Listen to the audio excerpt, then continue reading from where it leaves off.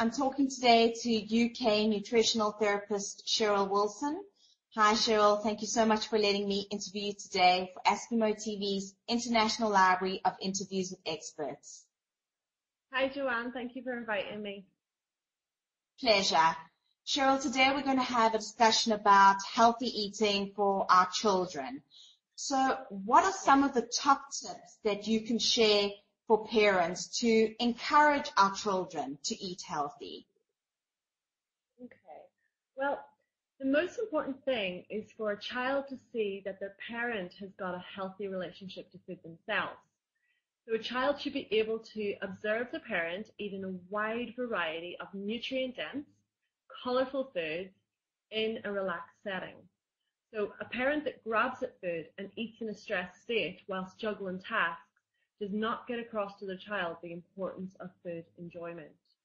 So sitting down together at meal times, having the family eat all the same food, and making it a stress-free, enjoyable experience encourages a child to be open to a wider variety of nutritious foods.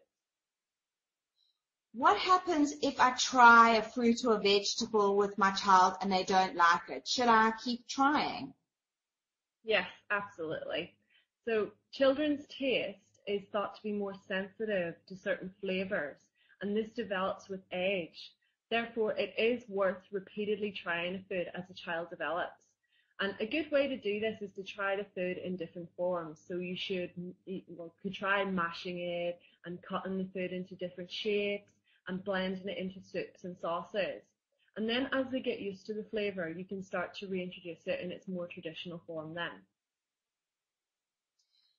If we're going to give our kids fast foods, are some better than others? And if so, which ones are the better ones?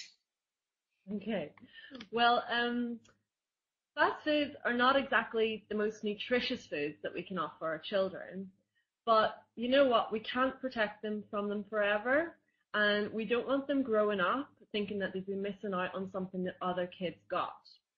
So it's going to be occasions like birthday parties and days out with their friends where they're going to be introduced to this type of eating. And that's fine. So what I would say is that it's not going to do them any harm if kept to these occasions.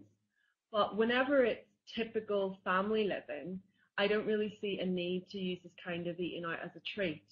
And there's lots of other ways that you can treat your child without rewarding them with fast food. And what sort of messages should we be telling our children about food? Well, we should be getting them excited about food and encouraging them to try new things and teaching them about where their food comes from and even potentially growing some of it themselves. So even if you have very little space, this could be as simple as growing cress or herbs in a window box. And, having them plant the seeds and watching them grow and touch them and smell them and then eat their little creations. That would just be an amazingly positive step in their nutritional education. And, it's really so common these days for children not to understand the origin of their food, especially whenever the packaged food in the supermarkets look nothing like their original food that it came from. So a bit of background knowledge makes it all the more exciting for children. What should I do if I think my child has a weight problem that's not caused by overeating? Well, the first port of call is always the GP, and then this way any medical conditions that might be affecting the metabolism can be ruled out. And then if they get a clean bill of health and no cause can be determined medically, I would then seek the support of a nutritional therapist to see if there's a more functional reason as to why the child's weight has increased. So, for example, I commonly see that digestive disturbance or issues with certain foods can play a part in unexplained children's weight gain. If you have a child that's a vegetarian and the parent is concerned that the diet is not adequate, what can the parent do? Well, there's some key nutrients that you really want to watch out for and make sure that you get extra vegetarian forms of these foods into the diet. So the first of which would be protein. And protein really is the building blocks of the body. So important for a child's growth and development. So really good vegetarian sources of protein would be eggs and yogurt and healthy cheeses, such as mozzarella and goat's cheese and feta cheese, nuts and seeds, beans and pulses, and getting in a wide variety of whole grains too, so it not just being about wheat all the time, but thinking about other exciting grains like quinoa or millet or buckwheat, and getting a bit more adventurous around those. And the other nutrients that you really want to watch out for is their omega-3 intake, because of course the main source of that is actually fish, and a vegetarian child is unlikely to be eating fish unless they're actually pescatarian. And so a vegetarian source of omega-3 is going to be flax seeds and also walnuts. And there's some other key vitamins and minerals as well, which are more likely to become depleted in vegetarian adults and children. And the first of that is iron, and that's really important for energy production within the body. And so good sources of that might be tofu or tempeh, which is fermented tofu, lentils, and then also Swiss chard, which is a nice dark green leafy vegetable. And zinc is also something you need to watch out for, very important for keeping the immune system strong and healthy. And a good source of zinc is pumpkin seeds, oats, and yogurt, so something like a nice natural yogurt. And finally, the other one that I would say is more important is B12, because the main source of that would be meat. And so you will also get that from some cheeses and also from eggs as well. And B12 is really important, again, for energy, but also really for keeping the mood elevated.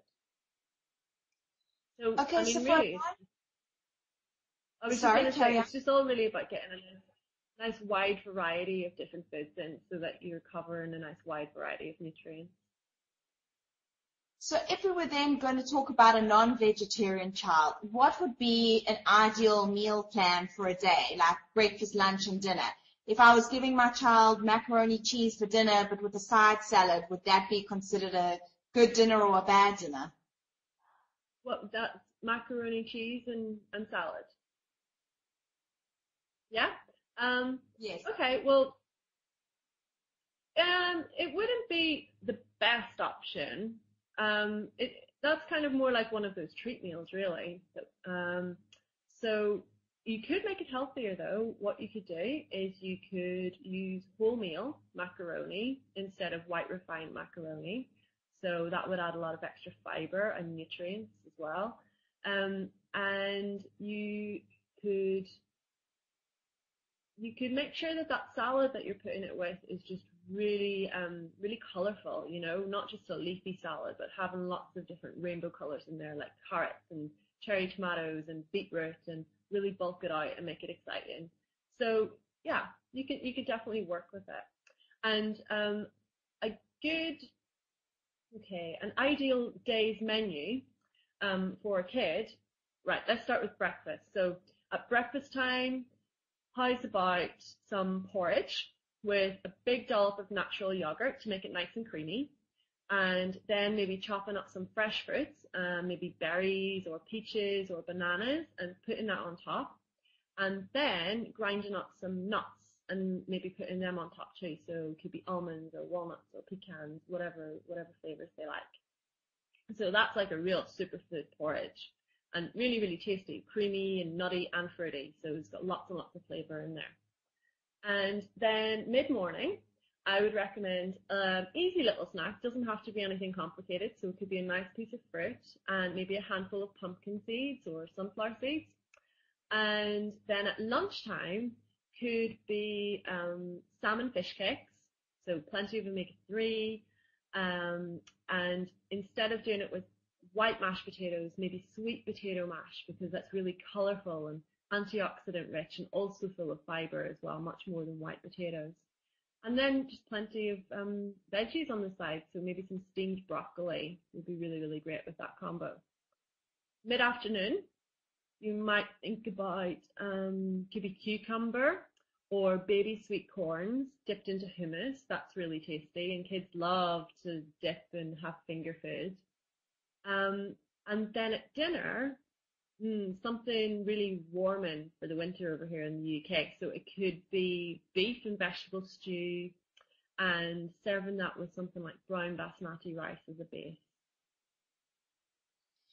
And just to end off, can a mother's food and nutritional choices before and during pregnancy contribute to the future health of her children? Well, during pregnancy, the mother is the baby's source of nutrition. So it is important that we provide the baby with the right tools to develop. And research has actually shown that the mother's nutritional intake just prior to and during pregnancy can actually have a significant impact on what's known as the epigenetics of the baby. And this means that the way in which the genes express themselves. So it's thought that the baby can be put at a higher risk of chronic diseases such as diabetes and cardiovascular disease if these epigenetics are affected whenever the baby's in the womb. But the good news is that this epigenetics can be controlled by the environment. So if a child is educated to eat in a healthy way and to practice positive lifestyle choices, then there is reduced risk that these genetic expressions will actually be switched on. So even if diet wasn't that great while baby was in the womb, you actually can have a significant impact even now. Thank you, Cheryl. Thank you so much for talking to me today.